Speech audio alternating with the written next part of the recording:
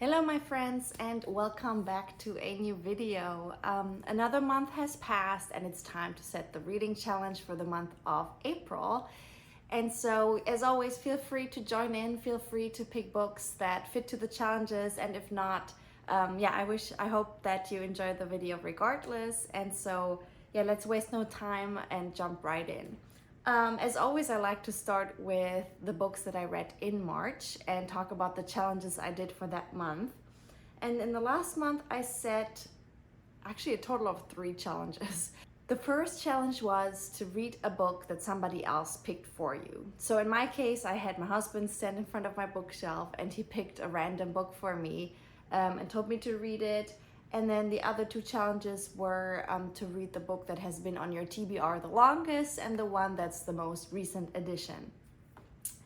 And I picked a total of 4 books, so that was quite a lot, and they were not the shortest books. So unfortunately, I didn't get through all of them, but let me just show you. So for the book that has been on my TBR the longest, I picked The Girl with the Dragon Tattoo by Stieg Larsson. And I did finish this one. It was great. I am really excited for the other 2 that are remaining in the series. I didn't even know going into it that it was a series, but I'm very enticed. I'm enticed by the characters, so looking forward to reading the next 2 here. But yes, finished this one, so check, that's a success. Then when it came to reading the most recent addition to the TBR, I wasn't sure if I should read really the most recent edition or the most recent edition of the TBR that I came into this new year with, because this challenge is really set up so I read all my old books. So I picked 2. And from last year, my most recent edition was The Curious Incident of the Dog in the Nighttime by Haddon. Finished this one. It was really actually a quick read, this one, and it was cute. So I can say I successfully completed that.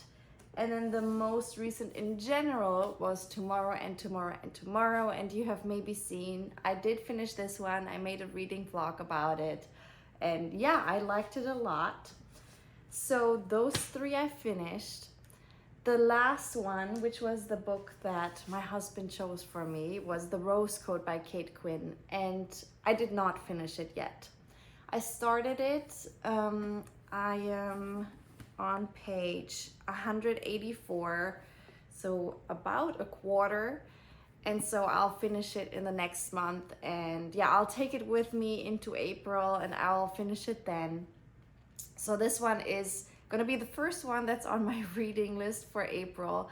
I do want to finish it, and so far I'm enjoying it a lot.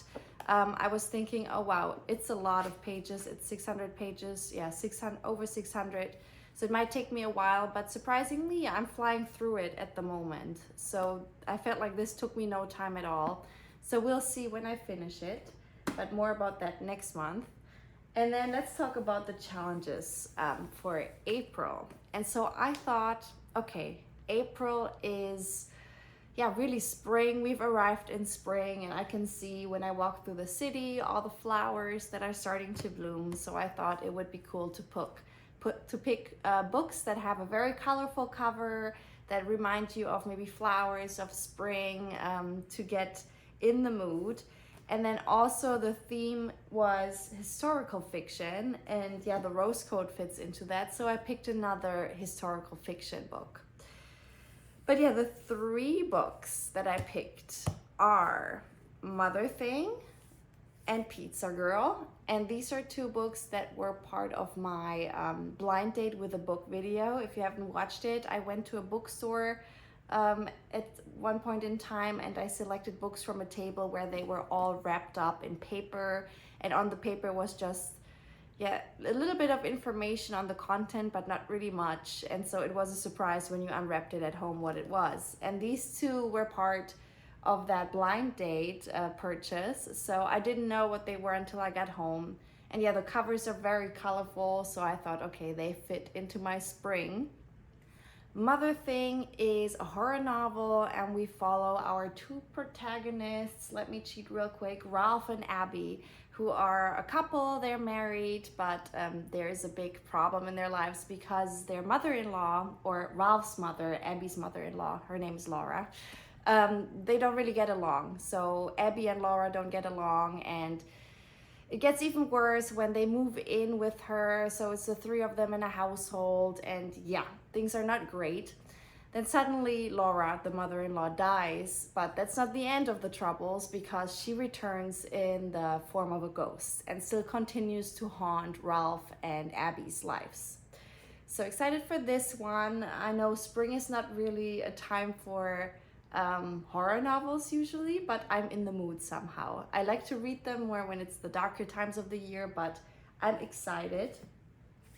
And then Pizza Girl, on the wrapping that it was in, I remember it said it's a queer, humorous coming-of-age story, and it's actually about a young woman in LA who's pregnant and is at a point in life where she's trying to figure out where she fits in, trying to find out who she really is. And it's at that point in life where another woman comes into her life who's new to the neighborhood, who is already a mother, who's a little older, has a son, and they develop some form of relationship. I'm not sure if that means that it's a love relationship or just as friends, but I'll find out soon. And yeah, together they maneuver through life, through motherhood, because one of them is already in motherhood, is already a mother. The other one is looking to be a mother. And yeah, we follow them, and I guess follow the main character find a place in this world. So yeah, interested for this one. The last book I picked for my April challenges is both historic fiction, and when I look at the cover, it reminds me of spring. And I'm talking about The Lady of the Rivers by Philippa Gregory. And yeah, so you can see these plants up here, the flowers or leaves, they remind me of spring. And so this was an easy pick, and I'm so excited. I finally get around to read it. It's been on my list for a while, and yeah, it was recommended by one of you, so I'm even more excited than I already am. It is historic fiction, as I said, and we're in France and England during the time of King Henry VI. And so I'm looking forward to reading about that time. I know we have strong women as characters, and yeah, that's basically my favorite genre, historic fiction where we have strong women. So it's in a sense women's history, women's fiction, historic fiction. I'm not sure if that's a separate genre in itself, but that is one of my favorites, if not the favorite. So yes, those are all my picks. I'm already done with my video. That's what I have planned for my April. Let me know down below which books you have picked for your April, or if you've read any of these. As always, I wish you all the best. Stay safe, stay healthy, and bye-bye.